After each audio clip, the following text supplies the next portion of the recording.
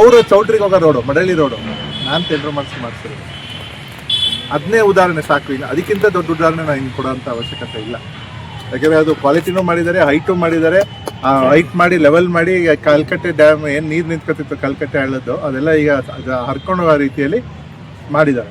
So ಹಾಗಾಗಿ ನನ್ನ ಬಗ್ಗೆ ಸುಮ್ಮನೆ ಟೀಕೆ ಮಾಡಬೇಕು ಅಂತ ಟೀಕೆ ಮಾಡಿದರೆ ನಾವು ಅದನ್ನ ಆಕ್ಸೆಪ್ಟ್ ಮಾಡ್ಕೊತೀವಿ. ಸುಮ್ಮನೆ ಇಲ್ಲದೇ ಇರೋದನ್ನೆಲ್ಲ ಹೇಳಿದ್ರೆ ನನ್ನ ಪ್ರಕಾರ ನಮ್ಮ ಗುಂಡ್ಲುಪೇಟೆ ಕ್ಷೇತ್ರದ ಜನ ಅದನ್ನೆಲ್ಲ ನಂಬಕ್ಕೆ ಹೋಗಲ್ಲ.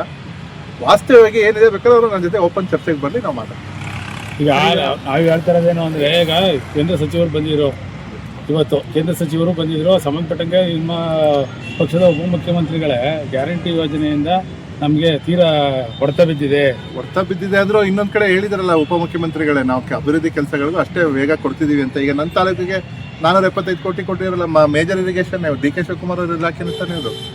ಮುಖ್ಯಮಂತ್ರಿಗಳ ಅಧ್ಯಕ್ಷರು ಕಾವೇರಿ ನೀರಾವರಿ ನಿಗಮಕ್ಕೆ ಡಿ ಕೆ ಶಿವಕುಮಾರ್ ಅವರೇ ಸಚಿವರಾಗಿರೋದ್ರಿಂದ ನಮ್ಮ ತಾಲೂಕಿಗೆ 475 ಕೋಟಿ ಕೊಟ್ಟು ಟೆಂಡರ್ ಆಗಿ ಈಗ ಟೆಂಡರು ಇನ್ನು ಅವಾರ್ಡ್ ಆಗೋಗಿದೆ.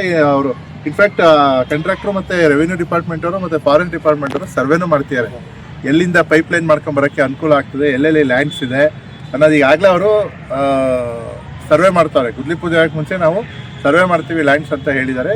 ಬಜೆಟ್ ಸೆಷನ್ ಆದ ತಕ್ಷಣ ನಾನು ಮುಖ್ಯಮಂತ್ರಿಗಳಿಗೂ ಟೈಮ್ ಕೇಳಿದ್ದೀನಿ, ಉಪಮುಖ್ಯಮಂತ್ರಿಗಳಿಗೂ ಟೈಮ್ ಕೇಳಿದ್ದೀನಿ. ಇಬ್ಬರು ಕೊಟ್ಟ ತಕ್ಷಣ ಒಂದು ಫಂಕ್ಷನ್ ಮಾಡಿ ಗುಂಡ್ಲುಪೇಟೆ ಪಟ್ಟಣದಲ್ಲಿ ಇನ್ನು ಮಿಕ್ಕಿರೋಂಥ ಎಲ್ಲ ಉದ್ಘಾಟನೆ ಕಾರ್ಯಕ್ರಮಗಳನ್ನ ಮಾಡಿ ಅದನ್ನ ಗುದ್ಲಿ ಪೂಜೆ ಮಾಡಿಸ್ತೀವಿ. ಸೊ ಅದರಲ್ಲಿ ಅದೇ ಥರದ ಈಗ ವಿರೋಧ ಪಕ್ಷದವರು ಇವತ್ತು ಅವರು ಬಂದಿದ್ರು ಸಚಿವರು, ಅವರು ಹೇಳ್ಬೇಕು, ಹೇಳಿದ್ದಾರೆ ವಿರೋಧ ಮಾಡಬೇಕು. ಈಗ ನಿರಂಜನ ವಿರೋಧ ಮಾಡ್ತಿಲ್ಲ, ಹಂಗೆ ವಿರೋಧ ಮಾಡಿ 2.5 ಲಕ್ಷ ಖಾಲಿ ಹುದ್ದೆಗಳಿದೆ. ರಾಜ್ಯ ಸರ್ಕಾರವನ್ನು ಫಿಲ್ ಮಾಡೋಕ್ಕೆ ಮುಂದಾಗ್ತದೆ. ಮೀನಮೇಷ ಎನಿಸ್ತಾ ಇದ್ದಾರೆ ಸಭೆಗಳು. ಈಗ ಮೀನಮೇಷ ಎನಿಸ್ತಿಲ್ಲ. ಅದರಲ್ಲಿ ಏನಾಗಿದೆ ಸಮಸ್ಯೆಗಳು ಸುಮಾರಿದ್ದಾವೆ. ನಾವು ಕೂತ್ಕೊಂಡು ಹೇಳ್ಬಿಡ್ತೀವಿ ನೇಮಕ ಮಾಡಿ ಅಂತ. ಇವತ್ತು ವಿದ್ಯಾರ್ಥಿಗಳು ಪ್ರತಿಭಟನೆ ಮಾಡಿದ್ದಾರೆ ಧಾರವಾಡಲ್ಲೆಲ್ಲ.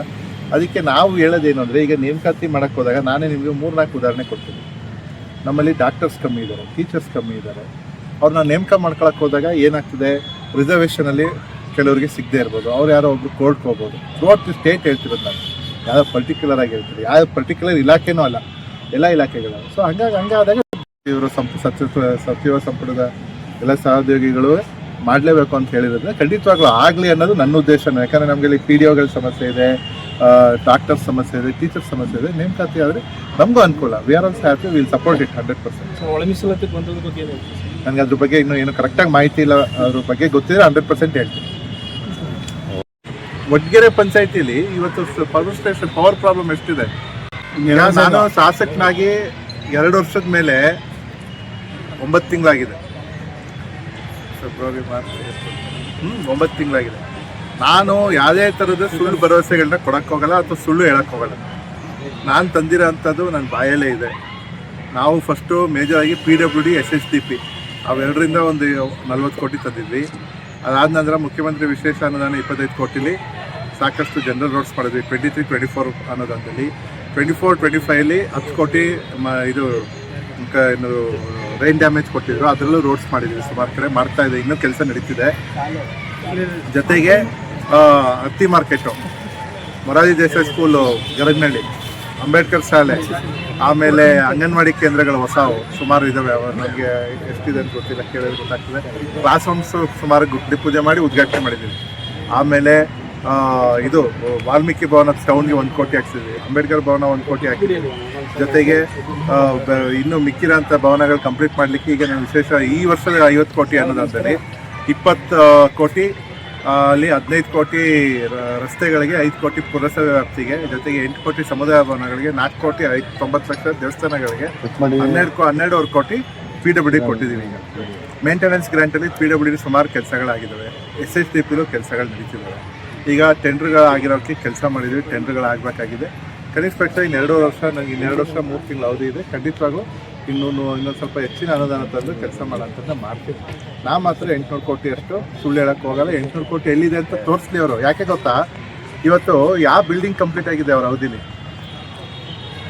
ನನ್ನ ಅವಧಿಲಿ 2 ವರ್ಷಕ್ಕೇ 2 ಬಿಲ್ಡಿಂಗ್ ಕಂಪ್ಲೀಟ್ ಆಗಿದೆ. ಒಂದು ಅಂಬೇಡ್ಕರ್ ಶಾಲೆ ಆಗಿದೆ, 80% ಗರಗ್ನಳ್ಳಿ ಶಾಲೆ ಆಗಿದೆ.